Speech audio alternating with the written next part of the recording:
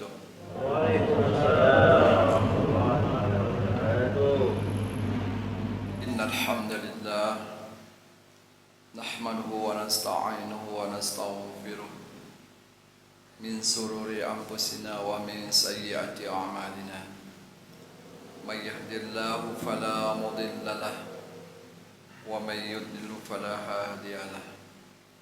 Ashhadu an la ilaha illallah wahdahu la syarika lahu wa ashhadu anna sayyidana Muhammadan abduhu wa rasuluh la nabiyya ba'dah.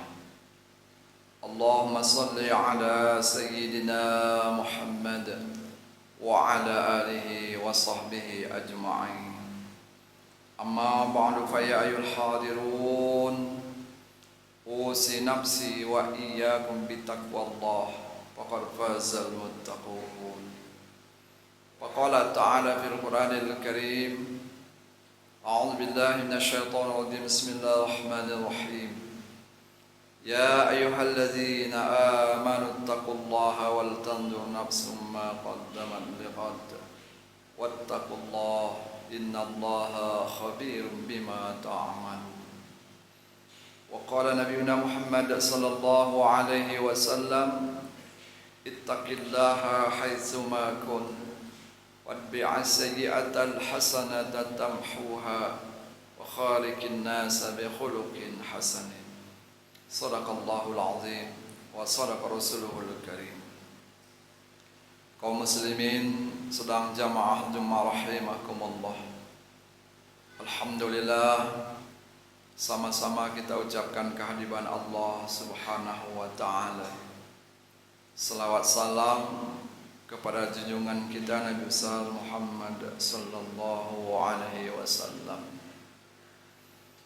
Allah berfirman di dalam Al-Qur'an surat Al-Hasyr, ya ayyuhalladzina amanu taqullaha wal tanzur nafsum ma qaddamat lighad wattaqullaha innallaha khabirum bima ta'malun. Wahai orang yang beriman, takutlah kamu kepada Allah,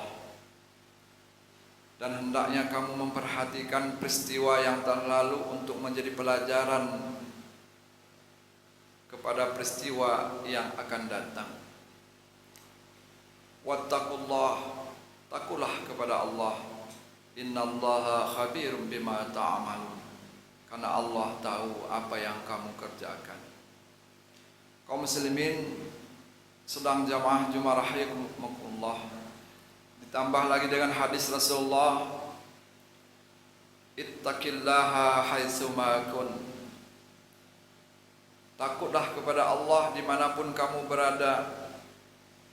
Watbi'as sayyi'atal hasanata tamhuha, dan ikutilah kejahatan itu dengan kebaikan, dan dengannya kejelekan itu bisa dihapuskan dengan kebaikan. Wa khaliqin nasa bi khuluqin hasanin, dan bergaulah dengan manusia dengan akhlak yang mulia. Hadirin jamaah salat Jumat rahimakumullah. Ini ayat pertama menyuruh kita untuk bertakwa kepada Allah. Kalimat takwa setiap hari Jumat pasti disampaikan, dan bahkan menjadi salah satu rukun dalam khutbah. Namun sesungguhnya tidak hanya cukup untuk sekedar disampaikan dan kita sebagai mustami' mendengarkan saja, tapi yang dikehendaki adalah pengamalan daripada apa yang kita dengar, apa yang disampaikan kepada kita, apa hakikat takwa itu sendiri. Kalau dari segi umum, ulama menafsirkan kalaulah takwa itu mengerjakan perintah, menjauhkan larangan. Ini secara umum. Nah, bagaimana caranya supaya kita bisa mengerjakan perintah dan menjauhi larangan? Tentunya kita paham tentunya kita mengenal siapa yang memerintahkan kita. Karena kita tidak paham dan mengerti siapa yang memerintahkan kita, sehingga ketika ada perintah kepada kita, kadang mau kita kerjakan, kadang mau enggak kita kerjakan. Ini menjadi persoalan. Kalimat takwa ini adalah kalimat perintah, artinya mengerjakannya adalah perkara yang wajib. Kalaulah kita artikan arti wajib itu dikerjakan berpahala, ditinggalkan berdosa. Artinya kalau kita tidak bertakwa kepada Allah, kita berdosa. Kenapa bisa tidak mengerjakan perintah dan tidak mau menjauhi larangan? Saya yakin dan percaya penyebabnya adalah karena kita tidak kenal yang memerintahkan. Yang kedua, kita tidak merasa keberadaannya gitu. Keberadaannya ada di mana-mana. Padahal Rasulullah SAW menegaskan ittaqillaha haitsu ma kunt. Takutlah kepada Allah, bertakwalah kepada Allah dimanapun kamu berada. Artinya ketika ada perintah dan larangan itu harus kita tunaikan, kendati pun dalam keadaan kesendirian ataupun tempat yang ramai, baik dalam keadaan terpaksa ataupun tidak terpaksa. Tidak ada alasan untuk tidak takwa kepada Allah dimanapun berada. Hai semakun, dimanapun kamu berada. Itu hadis. Masya Allah, Al-Quran menjelaskan takwa kepada Allah, dikuatkan dengan hadis Rasulullah Sallallahu Alaihi Wasallam. Kemudian ayat itu, kaum muslimin sedang sholat Jumat rahimakumullah, setelah kita disuruh bertakwa kepada Allah dimanapun berada, fal yandur nafsum ma qaddamat lighad. Hendaknya seseorang itu memperhatikan kejadian yang lalu untuk pelajaran akan datang. Maknanya bagaimana? Kalau sesuatu, ini tahunnya sekarang sudah tahun 2024.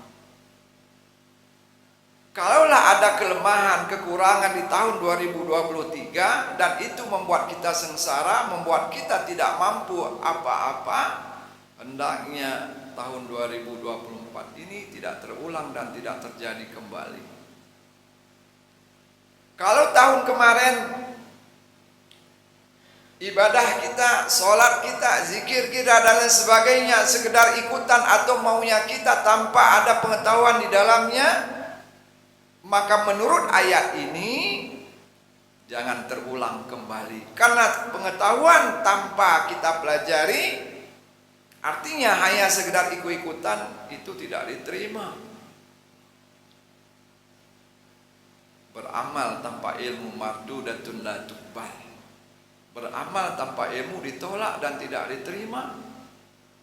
Kapan kita tahu amal kita itu tidak diterima? Kapan kita tahu ibadah kita ditolak oleh Allah? Ya ketika kita tidak belajar. Tidak mungkin orang tanpa belajar langsung bisa. Terjawab otomatis ibadah, beramal, kalau tidak ada ilmunya, itulah tandanya ibadah dan amal kita ditolak atau tidak diterima. Bayangkan sekian tahun kita sudah hidup beramal, beribadah, tapi tanpa ilmu, maka sekian tahun itu pula ibadah kita tidak diterima. Yang kita khawatirkan apa kaum muslimin sedang sholat Jumat rahimakumullah? Menurut kita, pandangan kita, bahkan pandangan manusia yang banyak, kita sudah dianggap sebagai abid, orang yang beribadah. Namun di sisi Allah belum. Inilah yang disebut nanti ada orang golongan yang bangkrut, kata Rasulullah, di akhirat. Kenapa bisa bangkrut? Ternyata dia beramal selama ini hanya sekedar ikutan saja atau kebiasaan saja. Mudah-mudahan ini jangan terjadi kepada kita. Karena ada yang dapat merusak amal itu sendiri. Walaupun kita sudah ibadah, ada yang membocorinya dan ada yang merusakinya. Tak Tak sobahnya seperti tanaman yang kita tanam. Ada gangguannya, ada musuhnya. Maka bagi seorang petani, karena dia sudah paham tikus, burung itu musuhnya, maka dia jaga padinya. Tahu dia tikus itu musuhnya, maka dia bersih sawahnya. Supaya apa? Padi yang ditanam membuahkan hasil sesuai yang diinginkan. Sama halnya ibadah kepada Allah. Ada yang dapat merusak amal kita. Ada yang menghanguskan ibadah kita. Kalau itu terjadi pada kita, maka amal itu tidak akan dapat membahagiakan kita, tidak dapat menyelamatkan kita. Bahkan disindir oleh Allah di dalam Al-Quran nanti di akhirat. Wa qadimna ila ma amilu min amalin faj'alnahu haba'an mansura, kata Allah. Nanti di hari kiamat kami tunjukkan amal seseorang itu. Semua perbuatan baiknya itu kami tunjukkan. Faja'alnahu haba'an mansura. Lalu kami jadikan amal-amal itu bagaikan debu-debu yang berterbangan. Artinya tidak membuahkan hasil. Kenapa? Ternyata selama ini penyakit-penyakit yang ada pada dirinya tidak dia buang. Di antaranya penyakit yang harus kita singkirkan dari diri kita ketika kita beribadah adalah ketidaktahuan. Itu penyakit yang terbesar dalam diri kita, ketidaktahuan. Berarti sekedar ikut-ikutan saja. Makanya ayat ini mengarahkan kepada kita untuk memperhatikan apa yang kita lakukan setelah apa yang sudah kita lakukan itu pelajaran untuk akan datang. Kalau itu sebuah kesalahan, hendaknya jangan terjadi untuk akan datang. Kalau memang itu sebuah kebaikan, pertahankan bila perlu ditingkatkan. Wattaqullah. 2 kali dalam ayat ini Allah menjelaskan kepada kita untuk takut, untuk takwa kepadanya. Karena ditutup akhir ayat ini adalah innallaha khabirum bima ta'malun. Masya Allah. Allah maha mengetahui apa yang kamu kerjakan. Dan kalimat inilah sebenarnya mendorong kita bisa bertakwa kepada Allah di mana saja berada, karena Allah mengetahui. Disinilah perlunya hadir sholat Jumat rahimakumullah. Siapa yang memerintahkan kita untuk takwa? Yaitu Allah. Jauhkah Allah dari kita? Allah sendiri yang jawab. Wa idza sa'alaka 'ibadi anni fa inni qarib. Wahai Muhammad, jika ada hambaku yang bertanya kepadamu tentang aku, katakan fa inni qarib, aku dekat. Allah sendiri yang menyebutkan. Bagaimana dekatnya Allah dengan hamba? Wa nahnu aqrabu ilaihi min hablil warid. Kami lebih dekat dari urat nadi. Maka disinilah perlunya agar kita senantiasa takwa kepada, munculkan rasa takwa itu, rasa hadir hati kepada Allah. Maka segala waktu dan tempat kita berupaya, berusaha untuk senantiasa bertakwa kepada Allah. Satu, saya berikan contoh. Ilmu, bukankah itu sifat Allah yang kita artikan artinya mengetahui?